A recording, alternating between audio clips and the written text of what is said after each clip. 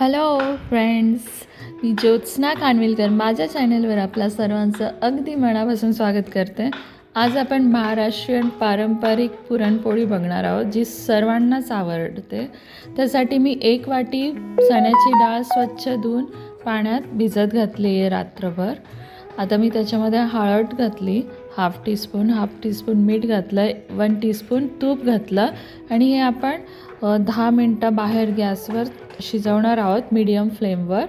त्याचा जो फेस आहे तो मी थोडासा काढून टाकला, त्याच्यामुळे फेस काढल्यावर आपला सारणाला ना चांगला, पुरणाला ना चांगला पिवळेपणा येतो. आता हे कुकरमध्ये मी 6 शिट्ट्या करून डाळ शिजवणार आहे चांगली. तोपर्यंत मी इथे 1.5 वाटी गव्हाचं पीठ घेतलं आहे, अर्धी वाटी मैदा घेतला आहे, त्याच्यामध्ये हाफ टीस्पून हळद, हाफ टीस्पून मीठ घातलं आहे आणि आपण याच्यामध्ये ना 1 टीस्पून तूप गरम करून त्याचं मोहन घालणार आहोत. त्याच्यामुळे काय होतं, आपली पुरणपोळी अगदी खुसखुशीत होते. आता हे चांगलं मोहन आहे ना पिठाला चांगलं चोळून घ्यायचं, त्याच्यानंतर पाणी घालून पीठ मळायचं. आता हे पीठ माझं मळून झालं आहे. मी हे ओल्या कपड्याने झाकून ठेवते, 1-1.5 तास तरी ठेवायचं. काय जण याच्यामध्ये पाणी पण घालतात. पाण्यात देखील हे पीठ ठेवलं तरी चालेल, त्याने तार चांगली येते आपल्या पिठाला. 6 शिट्ट्या झाल्यात, मी कुकर काढला आहे. आता आपण यातलं पाणी काढून घेऊया, जे कटाच्या आमटीसाठी आपण यूज करणार आहोत. पुरणाचं सर्व पाणी मी काढून घेतलेलं आहे आणि थोडं पुरण आहे ना स्मॅश करायचं आधी. आता 1 वाटी चण्याच्या डाळीला 1 वाटी भरून गूळ आणि 2 चमचे साखर घातली आहे. साखर घातल्यामुळे ती बाइंडिंग छान येते पुरणाला. आता आपण हे शिजवायचं चांगलं. आता आपलं सारण मस्तपैकी शिजलेलं आहे बघा. हा चमचा पडला नाही ना म्हणजे आपलं सारण शिजलं आहे, तो बरोबर उभा राहिला. आता गॅस बंद केला आणि त्याच्यामध्ये कुटलेली वेलची पावडर मी घातली आहे आणि सुंठ पावडर घालायची. त्यामुळे चव आणि सुगंध अगदी छान येतो आपल्या सारणाला. आणि हाफ टीस्पून तूप घालायचं, त्याच्यामुळे एक चकाकी येते आपल्या सारणला, पुरणाला.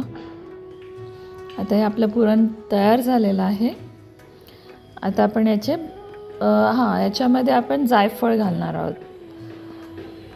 जायफळ मी खिसून घातलं आहे. आता हे सारण मी ना चाळणीत, माझ्याकडे चाळणी आहे, पुरण यंत्रातून काढलं तरी चालेल, पण मी या स्टीलच्या चाळणीतनं ते स्मॅश करते. म्हणजे थोडी जरी चण्याची डाळ राहिली असेल तर ती निघून जाईल आणि आपल्या पुरणपोळ्या अगदी मऊ होतील आणि फाटणार नाहीत. चाळणीतून आहे ना ते अगदी बारीक चांगलं मऊ असं सारण तयार होतं. आपलं सारण तयार झालेलं आहे. इथे माझ्या अंगठीमुळे असा फुलांसारखा शेप आला आहे.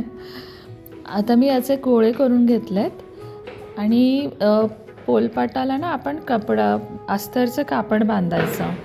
आता मी लिंबाच्या आकाराचा पिठाचा गोळा घेतला आणि त्याच्या डबल आपण पुरणाचा गोळा घ्यायचा. सारण आपण डबल घ्यायचं. मस्तपैकी लाटलं इथे आणि आपलं पुरणपोळी तयार झालेली आहे.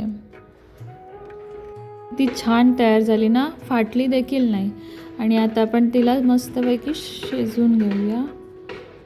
बघा किती मस्त फुगलेली आपली पुरणपोळी खरंच. आणि वरतून असं मस्त तुपाची धार सोडायची. हा. आणि खरं सांगू, याची टेस्ट देखील खूप छान झालेली. तुम्ही देखील अशा सेम पद्धतीने पुरणपोळ्या करून बघा, खरंच आवडतील तुम्हाला. आणि माझ्या सर्व पुरणपोळ्या इथे तयार झालेल्या आहेत. बघा किती कलर देखील पिवळा आलेला मस्त. मला हा कलर फार आवडतो आणि टेस्ट देखील खूप छान झालेली होती. आणि तुम्ही देखील नक्की करा. व्हिडिओ आवडला असेल तर सबस्क्राईब करा, माझ्या चॅनलला लाईक करा, शेअर करा. बाय.